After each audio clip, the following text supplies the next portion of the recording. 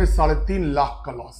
एक सफल consistent profitable trader का इतना बड़ा लॉस कैसे हो गया? ये मेरे ट्रेडिंग करियर का सबसे बड़ा लॉस था। बहुत सारी गलतियां, ब्लंडर्स हुई जो नहीं होनी चाहिए थी, लेकिन मार्केट से इस लॉस से बहुत कुछ सीख मिली, टेकअवेज मिले। आइए इसी के बारे में इस वीडियो में गहराई से समझते हैं। आज कुछ जीने की तमन्ना है, आज कुछ मरने का इरादा है। ये गीत बिल्कुल यथार्थ हो गया था मेरे ऊपर। 16 मई का दिन था और थी वो निफ्टी की एक्सपायरी। ऑप्शन सेलिंग करते हुए सक्सेसफुली 4 वर्ष का समय बीत चुका था। इस दौरान मार्केट में विक्स के उतार चढ़ाव को देखा, मार्केट की डायनेमिक्स को समझा और खूब वॉलेटिलिटी भी देखी। ऑप्शन सेलिंग के सारी स्ट्रेटेजीज ट्राई किया और मार्केट को लॉस देते हुए धीरे धीरे कंसिस्टेंसी की तरफ बढ़ता गया। चूंकि आज निफ्टी की एक्सपायरी थी और निफ्टी एक स्टेबल इंस्ट्रूमेंट होता है मार्केट के अन्य इंडेक्सेस के मुकाबले, तो एक नई स्ट्रेटेजी को ट्राई करने का सोच लिया और आज कुछ तूफानी करते हैं सोच लिया। वैसे मैं एक नॉन डायरेक्शनल ऑप्शनल सेलर हूँ और प्रॉपर हेजिंग के साथ में अपने ट्रेड को इनिशिएट करता हूँ। मार्केट का जिस भी तरफ मूव जाता है उसके हिसाब से एक डायरेक्शनल बायस लेते हुए अपनी स्ट्रेटजी को डायरेक्शनल मूवमेंट में,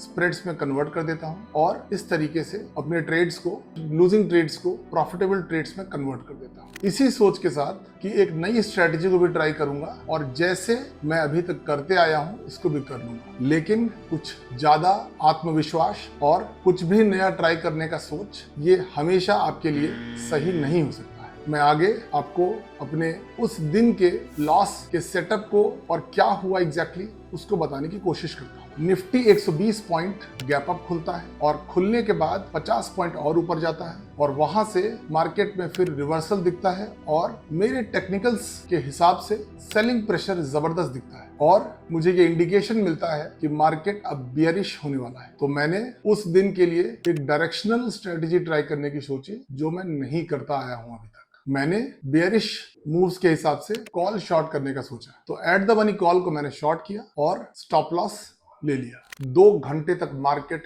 लगातार गिरता रहा और मेरी टेक्निकल एनालिसिस के हिसाब से मेरी पोजीशंस प्रॉफिट में आ गई। फिर मैंने अपनी पहली गलती की, मैंने कॉल की सेल पोजीशंस की क्वांटिटी बढ़ा दी और दूसरी गलती की, मैंने उसका स्टॉप लॉस को 200% कर दिया। अब मेरा कॉल्स की सेल पोजीशंस का एक्सपोजर बढ़ चुका था और उसका रिस्क का जो परसेंटेज था वो भी बढ़ चुका था। ओपीडी का समय चालू हो चुका था और हमेशा की तरह मैं स्क्रीन को नहीं देख सकता था और नई अप्रोच के प्रॉफिट के साथ बेहद उत्साहित भी था, मगर लगभग 1 घंटे बाद वो भयानक स्टॉप लॉस के हिट होने की आवाज आई। मार्केट 22,100 का लेवल हिट करने के बाद उधर से रिवर्सल लेके मार्केट 22,300 के लेवल को पहुंच चुका था। मेरे कॉल की सेल पोजीशंस ब्लीड कर रही थी और 1 लाख का जबरदस्त लॉस मुझे दिखा। मेरा तूफानी करने का सपना टूट चुका था और चूंकि पहले बहुत से इंट्राडे सेशंस में मैंने 1 लाख से बड़े लॉसेस को कवर करके प्रॉफिट्स में क्लोज किया है, तो उसी रिवेंज ट्रेडिंग के माइंडसेट से मैं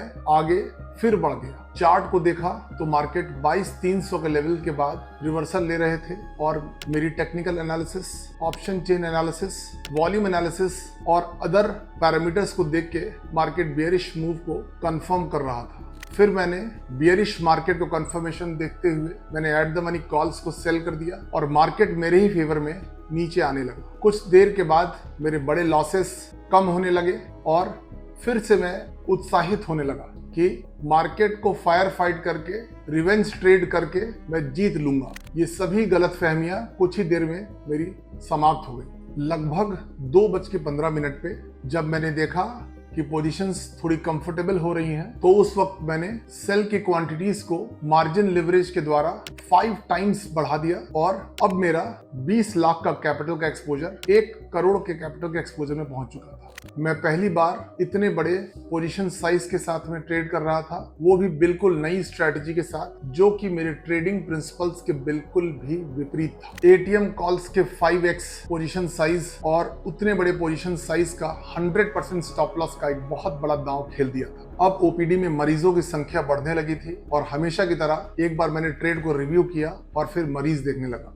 फिर लगभग 1 घंटे के बाद जब मैंने अपनी पोजीशंस को क्लोज करने का सोचा और मुझे स्टॉप लॉस की आवाज नहीं आई, तो मैं सोच लिया डेफिनेटली पोजीशंस मेरे फेवर में होंगी। मैंने स्क्रीन को जब ओपन किया तो मैंने देखा कि मुझे 3.5 लाख का लॉस हो चुका था, जो 1 घंटा पहले नहीं था। मार्केट ने 400 पॉइंट का मूवमेंट पिछले 1 घंटे में कर दिया था, जो कि निफ्टी के लिए बहुत ही ज्यादा अनयूजुअल था। इतने बड़े लॉस को देखकर मैं बिल्कुल शॉक्ड हो गया, अवाक रह गया। ऐसे तबाही का मंजर मैंने अपनी ट्रेडिंग हिस्ट्री में कभी भी नहीं देखा था। फिर चार्ट को देखा तो ये पता चला कि निफ्टी ने 22,050 का लेवल को टच करके एक जबरदस्त रिवर्सल लिया और मार्केट वहां से 22,435 का लेवल टच करता है। मतलब मार्केट ने 400 पॉइंट का मूवमेंट ले लिया सिर्फ 1 घंटे के अंदर। मेरी और अनफॉर्चुनेटली मेरा स्टॉप लॉस जंप हो गया, स्टॉप लॉस हिट ही नहीं हुआ। इसका मतलब ये था कि मेरी सेलिंग पोजीशंस का 1 करोड़ का एक्सपोजर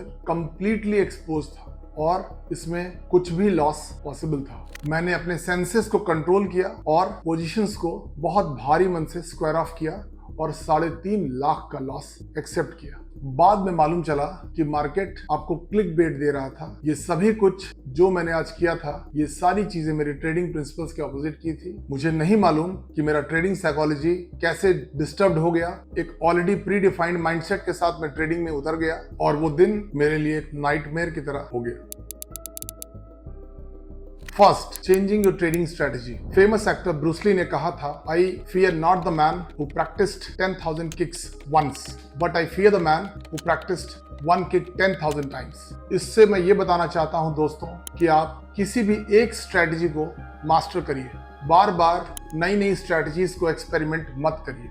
हो सकता है कोई ट्रेडर प्रॉफिटेबल हो रहा हो, उनके स्क्रीनशॉट्स देख के आप प्लीज डाइवर्ट मत होइए। उन्होंने उस स्ट्रैटेजी में अपनी मास्टरी की हुई है और आपको अपनी एक पर्टिकुलर स्ट्रैटेजी को फोर्टे बनाने की जरूरत है। और अगर आप अपनी कोई नई स्ट्रैटेजी टेस्ट करना चाहते हैं तो बिल्कुल छोटे पोजीशन साइज से स्टार्ट करिए, छोटा रिस्क मैनेजमेंट रखिए और उसको आगे रिव्यू करके फिर आगे बढ़िए। Second, position sizing. दोस्तों ये एक बहुत इंपॉर्टेंट एस्पेक्ट है। इसमें ओवर साइजिंग और ओवर लिवरेज को आपको हर हाल में अवॉइड करना है। आपको हमेशा एक छोटे पोजीशन साइज के साथ में ट्रेड करना है। वो पोजीशन साइज जिसमें आप कंफर्टेबल हैं, आराम से ट्रेड कर सकते हैं। एक बार उस पोजीशन साइज को आप आराम से ट्रेड कर पा रहे हैं तो धीरे धीरे ग्रेजुअल तरीके से अपने पोजीशन साइजेस को इंक्रीज करिए। कभी भी ओवर लिवरेज मत करिए। जैसा कि मैंने अपने ट्रेड में ओवर लिवरेज कर दिया था और अनफॉर्चुनेटली मार्केट मेरे फेवर में नहीं रहा तो रिस्क बहुत बड़ा एक्सपोज हो गया था। ये गलती आपको कभी नहीं करनी है।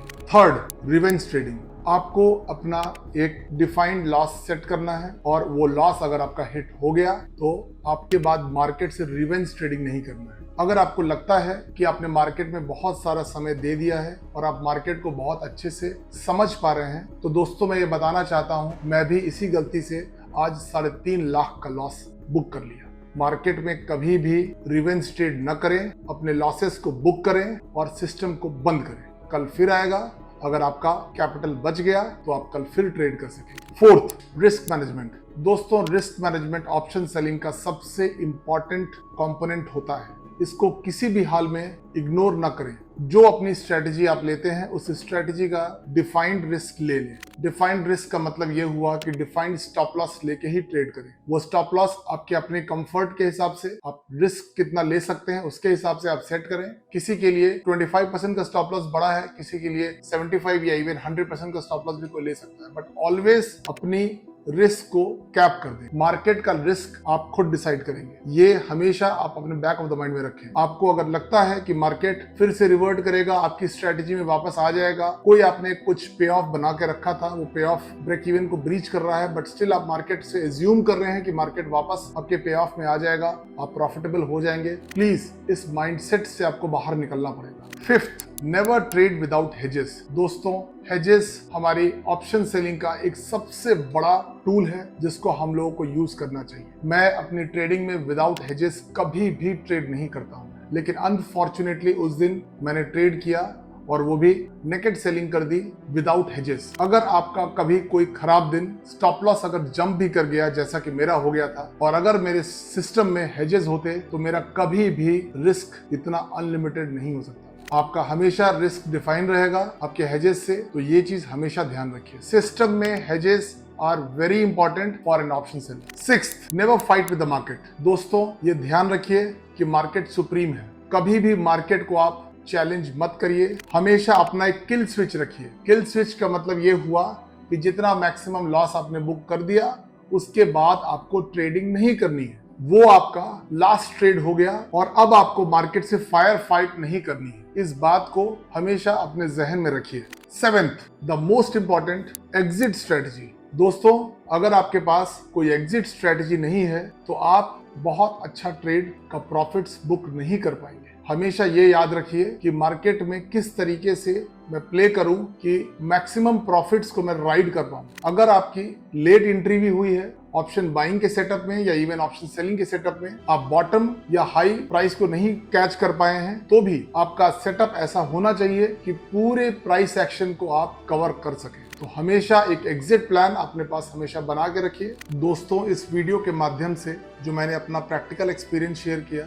उससे आपका कुछ वैल्यू एडिशन हुआ होगा। यदि आपको ये वीडियो पसंद आया हो तो इस वीडियो को लाइक करें, सब्सक्राइब करें और अपने दोस्तों को शेयर करें। और आने वाले समय में अगर आप मुझसे कोई स्पेसिफिक टॉपिक पे वीडियो चाहते हो तो कमेंट सेक्शन में लिखें। Have a good financial health. धन्यवाद।